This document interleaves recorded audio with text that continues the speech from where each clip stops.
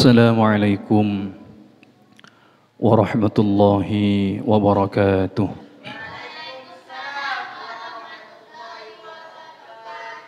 Bismillah walhamdulillah wassalatu wassalamu ala sayyidina Muhammad ibn Abdillah wa ala alihi wa ashabihi wa mawala wa la hawla wa la quwwata illa billah. Qala rabbi syrah li sadri wa yassir li amri wahlul 'uqdatam min lisani yafqahu qawli.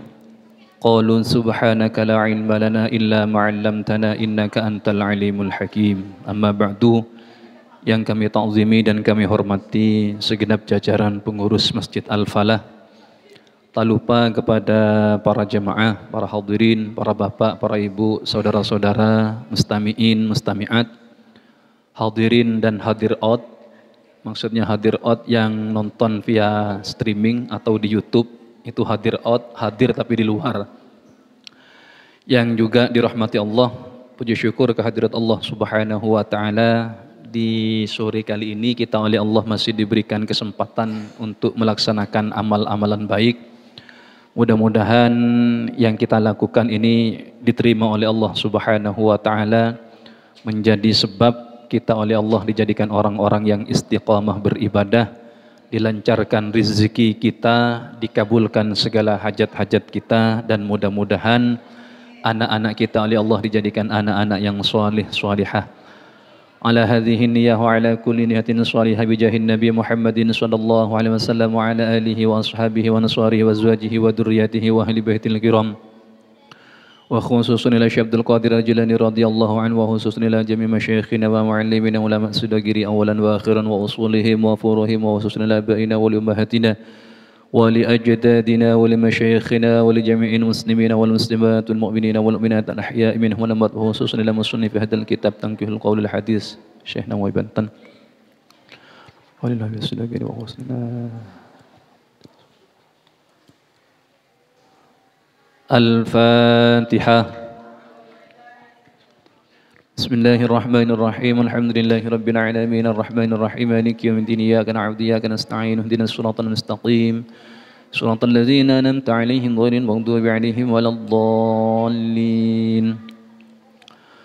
Bismillahirrahmanirrahim. Qala al-musannif rahimahullahu ta'ala wa nafa'ana bi'ulumihi fid dharain. Qala rabbi shrah li sadri wa yassir li amri wahlul 'uqdatam min lisani yafqahu qawli. Qalu subhanaka la ilma lana illa ma 'allamtana innaka antal alimul hakim. Nawaitu ta'alluma li ila'i kalimatillah. Materi kita pada sore kali ini kelanjutan materi yang kemarin, tentang masalah keutamaan ibadah-ibadah wajib. Wa qala sallallahu alaihi wasallam likulli syai'in 'alamun wa 'alamul iman as-shalah. Kata baginda Nabi Muhammad sallallahu alaihi wasallam, setiap sesuatu itu pasti memiliki tanda.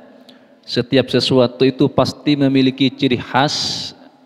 Sedangkan tandanya seseorang yang beriman itu adalah, simbol orang-orang yang beriman itu adalah sholat. Kita bisa dikatakan orang mukmin kalau kita mukmin yang sebenarnya, mukmin yang hakiki, mukmin yang sejati, kalau memang kita itu melaksanakan sholat. Karena kata Nabi seperti hadis ini, setiap sesuatu itu ada simbolnya, ada ciri khasnya, ada tanda-tanda khususnya, ada tetengernya. Sedangkan tanda-tandanya orang-orang yang beriman wa alamul iman as-shalah adalah sholat. Jadi yang menjadi pembeda antara orang-orang yang benar iman, benar-benar iman, dengan orang yang pura-pura iman atau iman-imannya setengah, itu adalah sholat. Saking pentingnya sholat sampai menjadi ciri khas, sampai menjadi pembeda, sampai menjadi simbol bagi seseorang. Wa qala sallallahu alaihi wasallam ittaqullaha fis shalah. Ittaqullaha fis shalah. Ittaqullaha fis shalah. Ittaqullaha fima malakat aymanukum. Ittaqullaha fid dha'ifatainil fid dha'ifataini al mar'atil armalah was sabiyil yatim.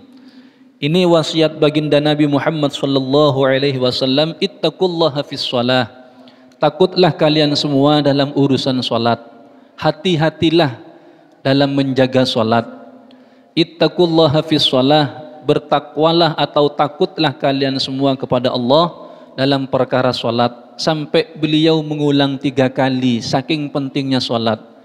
Artinya kalau seperti cerita yang sering, yang biasa kita dengar menjelang wafatnya Nabi, ummati, ummati, ummati, as-sholah, as-sholah, as-sholah, umatku, umatku, sholat, jaga sholat, jaga sholat.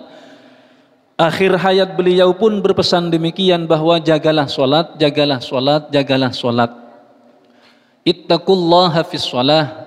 Dalam hadis materi kita ini, ittaqullaha fis sholah, bertakwalah, takutlah kalian kepada Allah dalam urusan sholat, sampai diulang menjadi 3 kali oleh baginda Nabi Muhammad sallallahu alaihi wasallam. Baru kemudian Rasulullah berwasiat, ittaqullaha fima malakat aimanukum, bertakwalah, takutlah kalian kepada Allah dalam sesuatu atau dalam urusan apapun yang kau miliki. Jadi kita diminta bertakwa, takut kepada Allah dalam urusan sholat, sampai diulang 3 kali. Juga Rasulullah berwasiat, berpesan kepada kita, hati-hati dengan apa yang kamu miliki. Seperti yang kemarin saya sampaikan, bahwa harta halal yang kita punya itu dihisab, harta haram yang kita miliki itu diazab. Dapat dari mana uang itu, untuk apa uang itu dibelanjakan, dapatnya dengan halal, dibelanjakan kepada hal-hal yang berfaedah, yang halal, yang mendapatkan legalitas di syariat, itu juga dihisab oleh Allah. Makanya kata Kanjeng Nabi, hati-hatilah dengan sesuatu apa yang kamu miliki.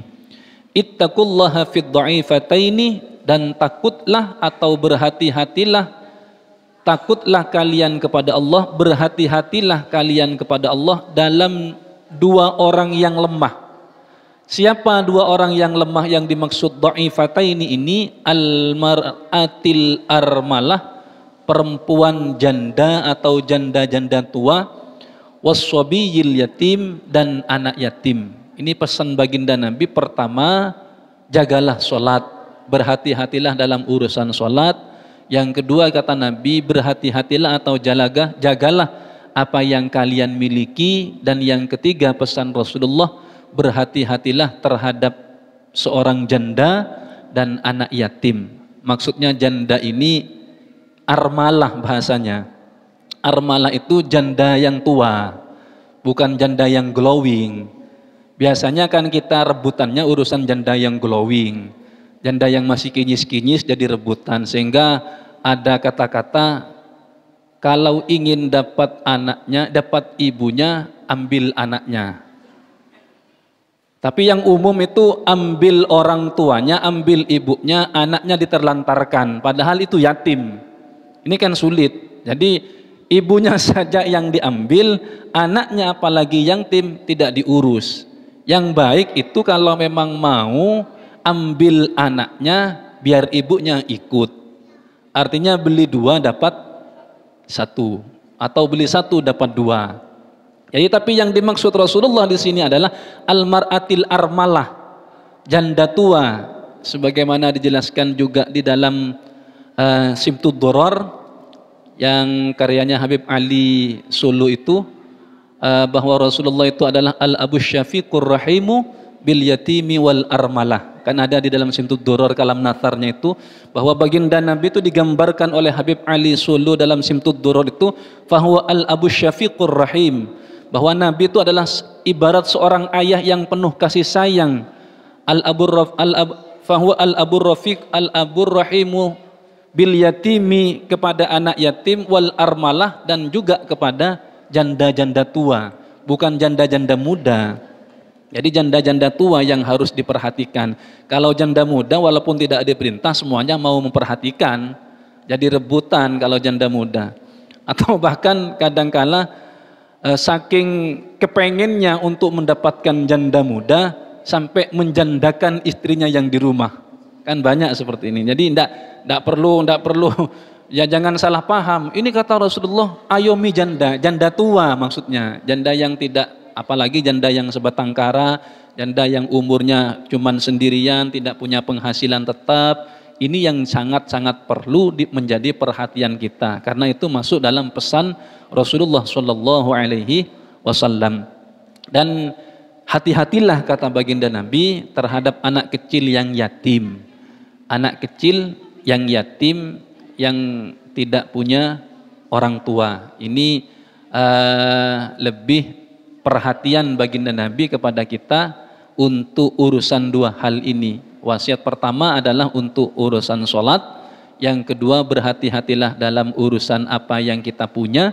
Yang ketiga, Rasulullah berpesan berhati-hatilah atau takutlah kepada Allah terhadap dua orang yang lemah. Orang yang lemah pertama itu adalah janda tua, yang kedua adalah anak yatim. Sehingga mungkin jenengan pernah mendengar sebuah lagu di lagu Arab itu yang mengisahkan bagaimana ada seorang anak yatim menjelang lebaran main dengan saudara-saudaranya, dengan teman-temannya. Hanya anak yatim ini yang dikucilkan, menyendiri, nangis, susah, tidak senang ketemu dengan baginda Nabi. Ditanyakan oleh, kenapa kamu kok susah? Kenapa kok kamu kok tidak bermain seperti teman-teman yang lain? Ini kan semuanya menjelang lebaran. Gimana saya mau bahagia menjelang lebaran, menjelang Idul Fitri, menjelang hari raya? Mereka semuanya punya pakaian bagus, mereka semuanya punya ayah, punya saudara, punya ibu, sedangkan kami untuk beli pakaian saja tidak punya, untuk pakaian baru tidak punya, dan orang tua pun juga tidak punya. Sehingga ditawarkan oleh Kanjeng Nabi itu, kamu mau tidak? Anak ini, anak yatim ini enggak tahu kalau itu Nabi Muhammad.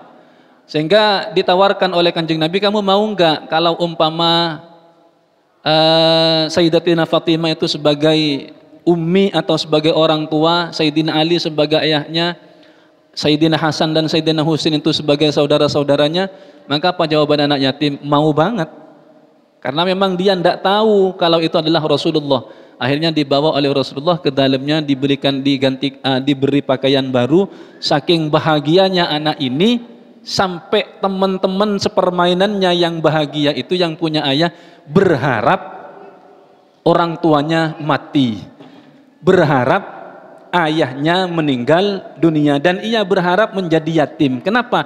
Karena orang tuanya adalah Rasulullah, saudaranya adalah Sayyidina Hasan dan Sayyidina Husain, pamannya adalah Sayyidina Ali, orang-orang pilihan Allah. Siapa yang tidak mau? Gak apa-apa walaupun orang tua saya mati, yang penting saya punya orang tua angkat berupa Rasulullah Shallallahu Alaihi Wasallam. Saking apa ya? Ini menandakan saking perhatiannya Nabi kepada anak yatim, dan Nabi sendiri yatim gitu. Nabi sendiri itu ya yatim. Makanya kata Rasulullah, berhati-hatilah kepada dua orang yang lemah, yakni janda tua dan anak yatim. Wa qala sallallahu alaihi wasallam, selanjutnya adalah sabda Nabi Muhammad sallallahu alaihi wasallam, sallu kama raaitumuni usolli. Salatlah kalian semua sebagaimana kalian melihat saya salat. Sekali lagi, ini hadis sering dipelintir oleh sebagian orang, bahwa dia tidak melaksanakan sholat karena dia tidak melihat langsung bagaimana Rasulullah sholat. Karena redaksi hadisnya, sholatlah kalian semua, sallu, sholatlah kalian semua kama ra'aitumuni, sebagaimana kamu melihat saya sholat. Sehingga karena tidak bisa melihat langsung Rasulullah, tidak sholat. Ini paham yang salah. Artinya hadis ini pakai mata rantai, pakai sanad. Rasulullah bilang, sabda, sholatlah kalian semua sebagaimana kalian melihat saya sholat. Sahabat tahu dan melihat langsung cara sholatnya Rasulullah Shallallahu Alaihi Wasallam, sehingga sahabat menyampaikan hadis ini kepada tabiin. Tabiin disampaikan kepada tabiin, dan sampailah kepada ulama-ulama kita, kepada kiai-kiai kita, dan sampai kepada kita. Itu artinya mata rantainya tersambung. Bukan kita diminta oleh Rasulullah untuk melihat Rasulullah, ya nggak bisa, wong Rasulullah sudah wafat. Kiai-kiai kita diminta untuk melihat Rasulullah secara langsung, ya tidak bisa, karena Rasulullah sudah lama wafat. Jadi artinya apa?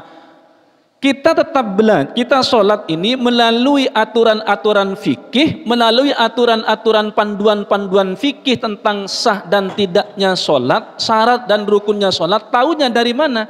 Ya dari kiai kita, dari guru kita, kiai kita dari gurunya, gurunya dari gurunya, sampai bersambung kepada Rasulullah. Sehingga cakupan seperti ini juga tercover dalam hadis, sallu ra'aitumuni kama usolli. Salatlah kalian semua sebagaimana engkau melihat aku salat, kata Rasulullah sallallahu alaihi wasallam. Jangan sembarangan, artinya sembarangan. Loh, ini kan perintahnya harus melihat Rasulullah salat. Saya tidak melihat Rasulullah salat sehingga tidak salat. Lah, ini paham yang salah, dan paham yang seperti ini mohon maaf, karena salat yang menjadi simbol Islam itu adalah sudah pasti, artinya al-ma'lum biddin bid-darurah. Maka kalau orang ini istihanah, artinya meremehkan, sengaja meremehkan atau menganggap salat tidak wajib, maka orang ini murtad. Na'udzubillah, keluar dari Islam. Wa qala sallallahu alaihi wasallam, dan Nabi Muhammad sallallahu alaihi wasallam bersabda, man taraka shalah muta'ammidan faqad kafara jiharan. Barang siapa meninggalkan salat, tidak melaksanakan salat dengan cara sengaja, maka ia sudah pasti kafir, sudah ia pasti murtad, sudah kufur. Faqad kafara jiharan, kufur secara terang-terangan.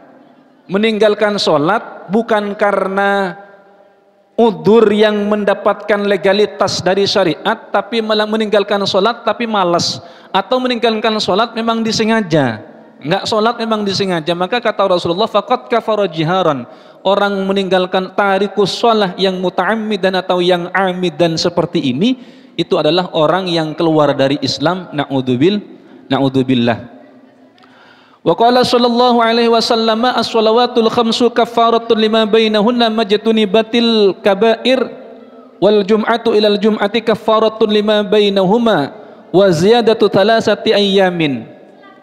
Kata baginda Nabi Muhammad sallallahu alaihi wasallam, salat 5 waktu itu menjadi pelebur dosa-dosa kita selama kita tidak melakukan dosa-dosa besar.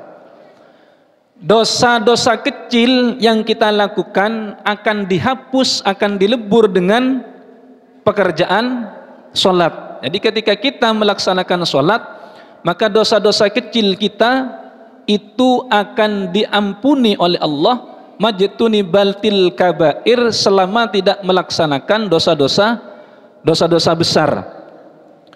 Karena dosa besar itu ya harus dengan taubatan nasuha tadi itu. Kalau cuma dosa-dosa kecil, makanya ada hadis, lupa redaksinya, kalau kita sholat kemudian kita sujud, dosa-dosa itu digambarkan dari kaki sampai kepala itu ketika sujud akan berpusat di kepala ketika sujud, dan semuanya akan menjadi rontok, menjadi gugur, menjadi lebur, menjadi hilang ke dosa-dosa yang kita lakukan atau kemaksiatan-kemaksiatan yang kita lakukan itu. Wal jum'atu ilal jum'ati, sedangkan sholat Jumat sampai Jumat yang akan datang juga kafaratun lima bainahuma, menjadi pelebur dosa-dosa yang kita lakukan dari Jumat sekarang sampai Jumat yang akan datang. Wa ziyadatu thalathati ayyamin, dan ditambah 3 hari. Jadi ini tentang keutamaan dan pentingnya sholat, sampai kata Rasulullah, sholat 5 waktu adalah sebagai penebus dosa kecil yang dilakukan di antara sholat itu selama menjauhi dosa-dosa besar.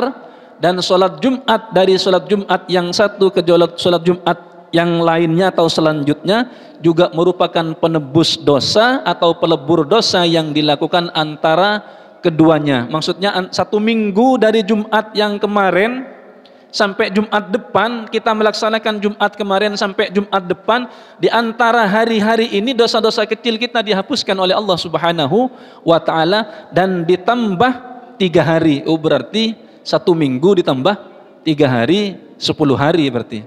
Jadi sholat yang kita lakukan menjadi pelebur antara waktu-waktu di mana kita hidup di waktu-waktu itu, selama kita tidak melaksanakan dosa besar. Sholat Jumat yang kita lakukan dengan Jumat yang akan datang juga menjadi pelebur dosa-dosa kita. Wa qala sallallahu alaihi wasallam, man jama'a baina sholataini min ghairi udrin faqad ata baban min abwabil kabair. Barang siapa menjama' atau mengumpulkan 2 sholat tanpa udur, maka dia datang di ambang pintu dari pintu-pintu dosa besar. Artinya begini, kita melaksanakan sholat itu kan harus tepat waktu, sesuai dengan firman Allah, innas sholata kanat 'alal mu'minina kitaban mauquta, bahwa salat itu wajib atas orang yang beriman dengan waktu-waktu yang telah ditentukan, duhur, asar, maghrib, isya, subuh, itu sudah ada waktu-waktunya masing-masing. Lalu kemudian syariat memberikan dispensasi, memberikan keringanan hukum, bisa dijamak, bisa dikumpulkan dua sholat dalam satu waktu pekerjaannya. Ada namanya jamak takdim, jamak yang didahulukan, ada yang namanya takhir, ada juga namanya qashar. Lah kalau kita sholat jamak semisal duhur dengan asar dilakukan di waktu duhur, itu namanya jamak takdim, tapi tanpa ada udzur, ini dianggap melakukan dosa besar. Artinya disyariatkannya, diperbolehkannya melakukan jamak baik takdim atau takhir itu kalau ada udzur. Di antaranya adalah melakukan perjalanan jauh yang memperbolehkan masafatul qasri, yang memperbolehkan qashar salat, maka boleh melaksanakan jamak atau qashar salat. Atau ada udzur, semisal ada ulama yang memberikan keringanan hukum, ini bulan depan insya Allah kalau panjang umur akan banyak resepsi pernikahan. Ini jangan sampai meninggalkan sholat.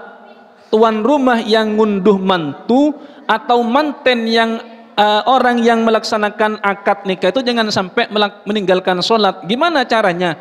Ya dianggap oleh ulama boleh pada situasi dan keadaan seperti itu boleh melaksanakan sholat dengan cara jamak. Tapi jangan dibuat kebiasaan, karena faktor sudah kadung rias, sebelum rias masuk sholat duhur, sholat dulu, sholat jamak, itu ada ulama yang memperbolehkan karena darurat, walaupun tidak melakukan perjalanan di rumah, tapi karena darurat seperti itu boleh. Jadi cuman jangan dianggap kebiasaan, jangan jadikan kebiasaan, dikit-dikit mau jamak, dikit-dikit mau jamak, dikit-dikit mau jamak, itu tidak boleh. Ini begitu pentingnya sholat. Yang nomor 15, ini mungkin kita selesaikan sekalian sampai bab ke nomor 16, karena memang yang dijadwal sampai sampai bab ke-15 nih. Biar untuk selanjutnya biar sesuai dengan schedule yang sudah ditetapkan oleh takmir, kita teruskan saja. Bab yang nomor 15 ini menjelaskan tentang keutamaan-keutamaan ibadah sunnah. Qala an-nabiy sallallahu alaihi wasallam man shalla fil yaumi wal lailati 12 rak'atan tatawwu'an banallahu lahu baitan fil jannah. Dawuhnya Kanjeng Nabi, barang siapa melaksanakan salat 12 rakaat salat sunat sehari semalam, maka Allah membangunkan rumah di surga untuknya. Sholat 12 rakaat sehari semalam itu apa? Di dalam syarahnya itu dijelaskan arba'an qabla dhuhri, 4 rakaat sebelum duhur, wa rak'ataini ba'daha, 2 rakaat setelah duhur, wa rak'ataini ba'dal asar, 2 rakaat setelah asar, wa rak'ataini ba'dal maghrib, maksudnya wa rak'ataini ba'dal maghrib, 2 rakaat, mohon maaf tidak ada sholat ba'da asar. Qabla ba'da asar enggak ada, ba'di asar enggak ada, yang ada adalah qabliya asar. Wa rak'ataini ba'dal maghrib, 2 rakaat setelah maghrib. Wa rak'ataini ba'dal isya, 2 rakaat setelah isya. Wa rak'ataini qabla sholatil fajri, 2 rakaat sebelum sholat subuh. 4 sebelum duhur ditambah 2 setelah duhur, berapa? 6. Ditambah 2 setelah maghrib, 8. Ditambah 2 setelah isya, 10. Ditambah 2 sebelum sholat subuh, 12. Jadi amak sholat sunnah qobliyah dan ba'diyah ini dilakukan selama sehari semalam 12 rakaat, maka jaminan orang yang melakukan seperti ini Allah membangunkan rumah di surga. Wa qala sallallahu alaihi wasallam man shalla qabla al-fajr rak'ataini wa qabla adh-dhuhri arba'an wa ba'daha arba'an wa arba'an qabla al-'ashri dakhala al-jannah. Kata baginda Nabi, barang siapa melaksanakan salat sunat sebelum fajar, salat sunat sebelum subuh 2 rakaat, wa qabla adh-dhuhri arba'an, sebelum duhur 4 rakaat, wa ba'daha, setelah duhur 4 rakaat, wa qabla al-'ashri wa arba'an qoblal asri, dan sebelum asar 4 rakaat, maka orang yang melakukan sholat sunat yang demikian masuk surga, kata Rasulullah sallallahu alaihi wasallam. Wa qala sallallahu alaihi wasallam, man shalla qabla ad-duhri arba'an kana ka'adli raqabatin min bani Ismail. Barang siapa melaksanakan atau mengerjakan sholat sunnah sebelum sholat duhur 4 rakaat, qabla ad-duhri arba'an, melaksanakan sholat sunnah qabliyat duhur 4 rakaat, maka bagaimana? Kana ka'adli raqabatin min bani Israel, maka dia diberi pahala seperti pahala memerdekakan budak dari Bani Ismail, dari keturunan Ismail. Melaksanakan sholat duhur, sholat sunat sebelum duhur 4 rakaat, pahalanya sama dengan memerdekakan satu budak dari keturunan Bani atau dari Bani Ismail atau keturunan Ismail. Saking besarnya pahalanya. Wa qala sallallahu alaihi wasallam, man shalla rak'ataini fi khala'in la yarahu Allahu illallah la yarahu illallah wal malaikah kutiba lahu bara'atun minan nar. Barang siapa mengerjakan salat sunnah 2 rakaat di tempat yang sepi, fil khala, fi khala'in, la yarahullah, yang tidak ada yang tahu, illallah, kecuali Allah, wal malaikah, dan malaikat Allah, kutibalahu bara'atun minan nar, maka akan ditulis dibebaskan dari api neraka atau dibebaskan dari neraka. Melaksanakan sholat sunnah secara diam-diam, artinya tidak dilihat oleh orang, hanya diri dan Allah yang tahu, dan juga malaikat-malaikat Allah yang tahu, maka jaminan orang-orang yang demikian ini kutibalahu bara'atun minan nar, dibebaskan dari api nerakanya Allah subhanahu wa ta'ala. Ya, tinggal kita sholat sunat di rumah sebanyak-banyaknya, apalagi bulan Ramadan. Memang amalan yang baik, yang banyak dianjurkan, amalan-amalan sunnah yang banyak dianjurkan itu memperbanyak sholat sunat. Selain sholat tarawih dan witir yang sudah maklum kita lakukan, di rumah kita memperbanyak sholat sunat, sholat tahiyatul masjid, sholat qobliyah, ba'diyah, atau sholat sunat mutlak, sholat tahajud, memperbanyak sholat sunat. Kalau sholat sunat yang dilakukan itu sembunyi-sembunyi, maka kata baginda Nabi, dibebaskan dari siksa neraka atau dibebaskan dari api neraka. Wa qala sallallahu alaihi wasallam, ma min 'abdin yusalli fi baitin mudhlimin bi ruku'in tammin wa sujudin tammin wajabat lahul jannah bila hisab. Barang siapa melaksanakan sholat di rumahnya dalam keadaan gelap gulita, biruku'in tammin, dengan ruku yang sempurna, wa sujudin tammin, dan juga sujud secara sempurna, wajabat lahul jannah bila hisab, maka wajib baginya masuk surga tanpa hisab. Artinya mudlim ini tidak harus dimatikan cahaya rumahnya atau lampu rumahnya, artinya secara sembunyi-sembunyi, tidak ada orang yang tahu. Ya kalau bisa misal dimatikan lampu ya nggak ada masalah, karena memang redaksi hadisnya adalah fi baitin muzlimin, dalam keadaan gelap gulita, tapi caranya biruku intamin, dengan ruku yang sempurna, sujud yang sempurna, wajabat lahul jannah bila hisab, maka wajib baginya masuk surga tanpa ada hisab. Wa qala sallallahu alaihi wasallam, man shalla arba'an man shalla arba'a raka'atin bihaitsu la tarahun nas faqad bari'a minan nifaq wal kufri wal bid'ati wad dhalal. Barang siapa yang sholat sunat 4 rakaat yang sekiranya tidak dilihat oleh orang, tidak diketahui oleh orang lain, faqad bari'a minan nifaq, maka orang itu telah terbebas dari sifat munafik, wal kufri, dan dibebaskan dari kufur, wal bid'ati, dan bebas dari perbuatan bid'ah, wad dhalal, dan bebas dari kesesatan. Kalau sholat sunat 4 rakaat dengan cara-cara sembunyi tanpa ada orang yang tahu, maka orang yang melaksanakan sholat sunat demikian itu telah dibebaskan dari sifat munafik, telah dibebaskan dari sifat kufur dan bid'ah dan sesat. kalau sholat yang dilakukan itu dengan cara sembunyi-sembunyi atau tidak ada orang yang tahu. Wa qala sallallahu alaihi wasallam man shalla qabla al-'asri arba'an harramahullahu 'alan nar. Barang siapa melaksanakan sholat sunnah sebelum asar atau qabliyah asar 4 rakaat, harramahullahu 'alan nar, Allah mengharamkan baginya untuk masuk ke dalam neraka. Ini semuanya adalah tentang fadilah, tentang keutamaan amalan-amalan sunnah atau sholat-sholat sunnah. Ya jangan sampai ditinggalkan wajibnya. Wajibnya ndak sholat, sunnat terus yang dilakukan. Ya nggak ada gunanya juga, percuma, karena kita wajib ditinggalkan. Ibaratnya kalau menurut orang Madura itu muang beras milih tompeng, buang emas tapi milih yang sempuan, yang palsu.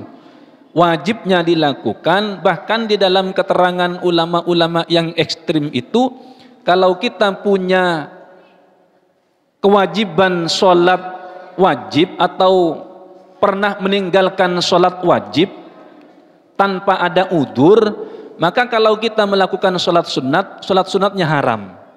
Kenapa? Karena kita punya hutang wajib kepada Allah, tidak boleh melakukan amalan-amalan sunnah. Artinya hutangnya dulu, sholat yang wajib dulu dilakukan, baru kemudian bisa melaksanakan sholat sunnah. Ini ada pendapat ulama yang demikian. Toh walaupun kita juga tidak menafikan ulama-ulama yang mengatakan boleh, nggak ada masalah sholat sunnat, tapi lebih utama melaksanakan qadha atau nyaur utang sholat yang wajib itu dulu, baru kemudian melaksanakan sholat sunnah. Wa qala sallallahu alaihi wasallam man shalla ba'dal maghrib rak'ataini qabla an yatakallama katabata fi illiyin. Barang siapa melaksanakan sholat sunnah setelah sholat maghrib 2 rakaat sebelum berbicara, maka pahala kedua rakaat itu ditulis di surga illiyin. Setelah sholat maghrib, wiritan, lanjut kemudian tidak ngobrol, melaksanakan sholat sunat ba'diyah maghrib 2 rakaat, ini pahalanya ditulis ada di surga illiyin. Wa qala sallallahu alaihi wasallam man shalla 4 raka'atin ba'dal isya qabla an yatakallama fa ka'annama adraka lailatal qadar fil masjidil haram. Barang siapa salat sunat ba'da isya 4 rakaat sebelum berbicara, fa ka'annama, maka sama persis orang ini adraka lailatal qadri, menemukan lailatul qadar fil masjidil haram, di Masjidil Haram. Ya kita tahu bahwa sholat di Masjidil Haram pahalanya sungguh sangat luar biasa. Kita di sini di Masjid Al-Falah semisal nanti setelah Isya, sebelum melaksanakan sholat tarawih, sholat sunat 4 rakaat setelah Isya, tapi setelah wirid ndak ngomong, ndak ngobrol, ndak kondo-kondo sama jamaah yang lain, maka ini kata Rasulullah, faka'annama adraka lailatul qadar fil Masjidil Haram, pahalanya sama dengan malam Lailatul Qadar, dan sholat itu atau Lailatul Qadar itu dijumpai di Masjidil Haram, berlipat-lipat artinya pahalanya. Yang umum biasanya setelah sholat Isya tidak wirid, atau mungkin langsung ngobrol, atau mungkin tidak sholat ba'diyah, langsung sholat tarawih. Ini beberapa hari ini banyak di medsos, baik di TikTok atau di Facebook atau mungkin di Instagram, ada yang mengatakan bahwa sholat tarawih yang kita lakukan itu jangan sampai meninggalkan sholat sunnah ba'diyah isya'nya, karena sholat sunnah ba'diyah isya' itu yang mengajarkan langsung Rasulullah, tapi sholat tarawih yang mengajarkan adalah Sayyidina Umar. Jadi sholat tarawih ini bukan di masa Rasulullah, sholat tarawih itu di masanya Sayyidina Umar. Jadi kalau umpama ada orang sholat tarawih sekian-sekian ini sesuai dengan Rasulullah, bohong. Kenapa? Karena di masa Rasulullah masih belum ditemukan sholat tarawih, sholat malam yang ada. Sholat sunat malam, bukan tarawih. Baru kemudian di masa Sayyidina Umar bin Khattab ada nanya sholat tarawih, dan beliau melaksanakan sholat tarawih 20 rakaat. dilanjut oleh Sayyidina Utsman juga 20 rakaat, dilanjut oleh Sayyidina Ali 20 rakaat, sampai kepada ulama-ulama kita 20 rakaat. Ini pernyataan seperti ini tidak salah, karena memang stratanya sholat sunnat rawatib itu jauh lebih tinggi daripada sholat tarawih. Tapi kalau min haitsul jamaah, pelaksanaan jamaahnya, maka sholat tarawih lebih utama daripada sholat sunat ba'diyah, sholat sunat rawatib. Kenapa? Karena sholat tarawih itu dianjurkannya cara pelaksanaannya dengan berjamaah, sedangkan sholat rawatib ba'diyah qabliyah itu tidak dianjurkan dengan cara berjamaah.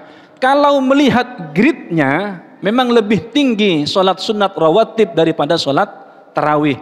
Tapi kalau cara pelaksanaannya, karena sholat tarawih harus dilaksanakan dengan cara berjamaah, maka sholat tarawih yang menang. Artinya apa? Boleh-boleh saja, semisal jangan dibully.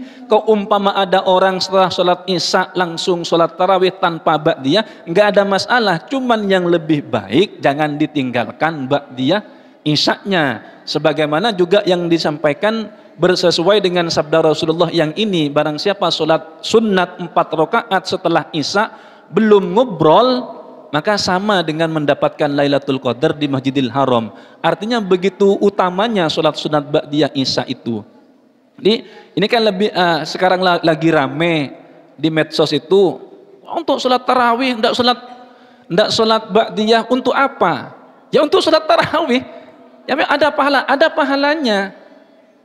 Jadi memohon maaf, artinya fenomena kejadian-kejadian seperti ini ya jangan terlalu diruncingkan permasalahannya, jangan sampai ini ndak boleh ya. Yang sama-sama boleh. Biarkanlah apa yang terjadi. Cuman kalau bisa laksanakan sholat ba'diyahnya dulu, ba'diyah isya'nya dulu, baru kemudian sholat tarawihnya, biar kita mendapatkan banyak pahala. Karena amalan-amalan sunnah yang dilakukan di bulan Ramadan itu pahalanya setara amalan-amalan wajib di luar Ramadan. Salat sunnat ba'diyah isya, qabliyah isya, ba'diyah maghrib yang kita lakukan di bulan Ramadan, ini pahalanya setara dengan amalan-amalan wajib di luar Ramadan. Kan rugi kita kalau kita meninggalkan ba'diyah qabliyah, itu kan rugi.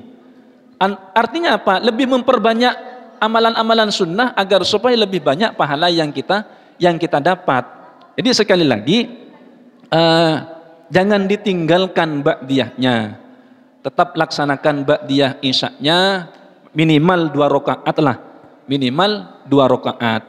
Kalau bisa 4 rakaat yang enggak ada masalah, sesuai dengan apa yang disampaikan Rasul ini. Wa qala sallallahu alaihi wasallam, man shallat duha sintai asyrata rak'atan imanan wahtisaban kataballahu lahu alfa alfi hasanatin wa maha anhu alfa alfi sayyiatin wa rafa'alahu alfa alfi darajatin wa banallahu lahu baitan fil jannah wa ghafarallahu lahu dunubahu kullaha. Dawuhnya Kanjeng Nabi, barang siapa melaksanakan sholat duha 12 rakaat, ada yang melaksanakan duha 12 rakaat, berarti memang banyak hutangnya itu. Memang betul-betul terlilit hutang sampai sholat duha 12 rakaat. Orang yang melaksanakan sholat duha 12 rakaat dengan iman dan mengharapkan pahala dari Allah, iman dan wahtisaban, maka Allah Ta'ala menetapkan baginya 1 juta kebaikan, menghapus daripada orang yang melaksanakan sholat duha 12 rakaat itu sebanyak 1 juta kejelekan. Dan Allah juga mengangkat derajat orang-orang seperti yang melakukan itu 1 juta atau 1 juta derajat, dan Allah membangunkan baginya sebuah rumah di surga, serta juga Allah mengampuni dosa-dosanya, dosa kecil maksudnya Pak.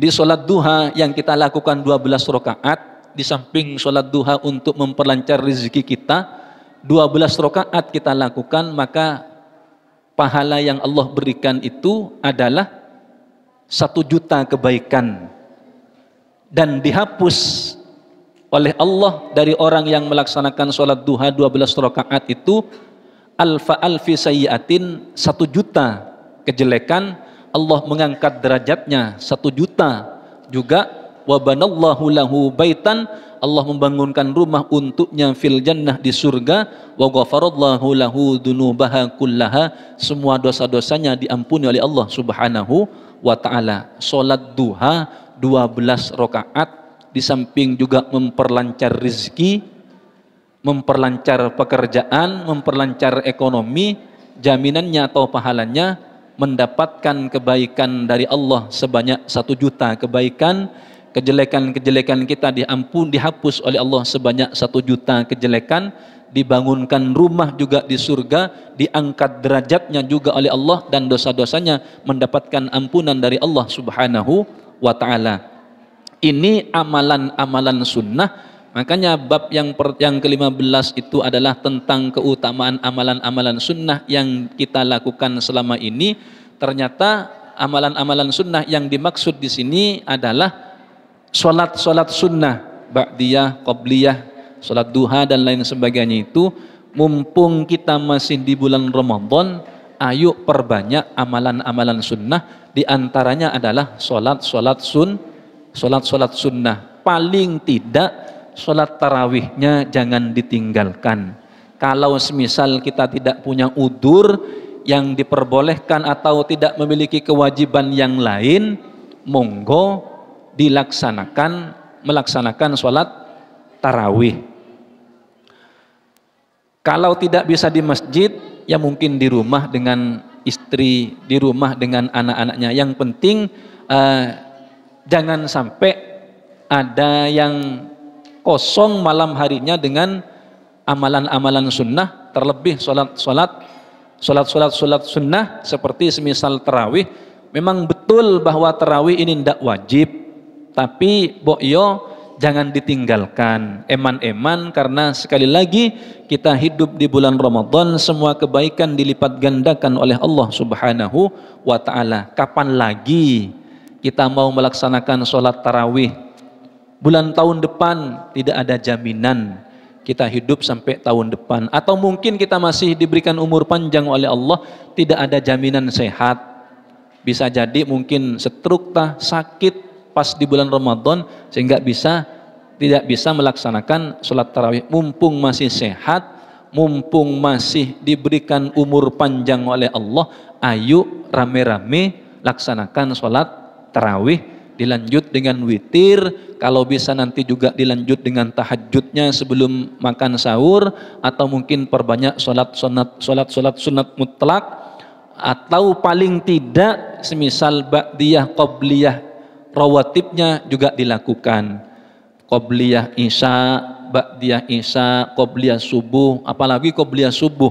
Qabliyah subuh itu kata Kanjeng Nabi, rakaatani qablal fajri khairun minad dunya wa ma fiha. 2 rakaat sebelum sholat subuh, 2 rakaat sunat sebelum sholat subuh, itu pahalanya lebih baik daripada dunia beserta isinya. Lebih baik daripada dunia beserta isinya. Sholat sunat sebelum subuh 2 rakaat khairun minad dunya wa ma fiha, lebih baik daripada dunia beserta isinya. Berarti orang yang paling kaya di dunia ini adalah orang yang melaksanakan sholat sunnah sebelum subuh. Kenapa? Karena ia memiliki dunia beserta isinya. Lebih baik dari itu. Jadi monggo kalau bisa ya jangan ditinggalkan untuk kemudian dilanjut dengan sholat subuhnya. Sholat sunat tiap malam dilakukan, tahajud, witir, sholat sunat mutlak, tadarus Al-Quran malam hari dilakukan semalam suntuk untuk mendapatkan Lailatul Qadar. Tapi karena lapar waktu sahur, makannya lahap, ngantuk sampai gak sholat subuh, ya percuma. Percuma gak dapat Lailatul Qadarnya. Kenapa? Karena sholat subuh wajib, iktikaf di masjid sunnah, sholat malam, sholat sunnah, sholat mutlak itu sunnah, sedangkan sholat subuh wajib. Jangan dibuang, jangan dipilih, yang artinya jangan salah pilih, ambil yang sunnah, membuang yang wajib. Yang dilakukan semuanya minimal, yang wajibnya jangan ditinggalkan, kalau bisa disempurnakan dengan sunnah-sunnahnya, sunnah qobliyah, sunnah ba'diyah dan lain sebagainya. Itu mudah-mudahan kita semuanya diberikan umur panjang oleh Allah, dijadikan orang-orang yang istiqomah beribadah, diberikan rezeki yang halal barokah, diberi kesehatan lahir batin. Mudah-mudahan kita bisa nututi Idul Fitri tahun depan. Mudah-mudahan kita bisa ngisi sisa Ramadan ini dengan lebih giat beribadah. Kita tutup pertemuan ini dengan pembacaan Al-Fatihah. Bismillahirrahmanirrahim. Alhamdulillahirabbil alamin arrahmanir rahim maliki yaumiddin. Iyyaka na'budu wa iyyaka nasta'in ihdinas siratal mustaqim siratal ladzina an'amta 'alaihim ghairil maghdubi 'alaihim waladdallin. Dari saya kurang lebihnya mohon maaf. Assalamualaikum warahmatullahi wabarakatuh.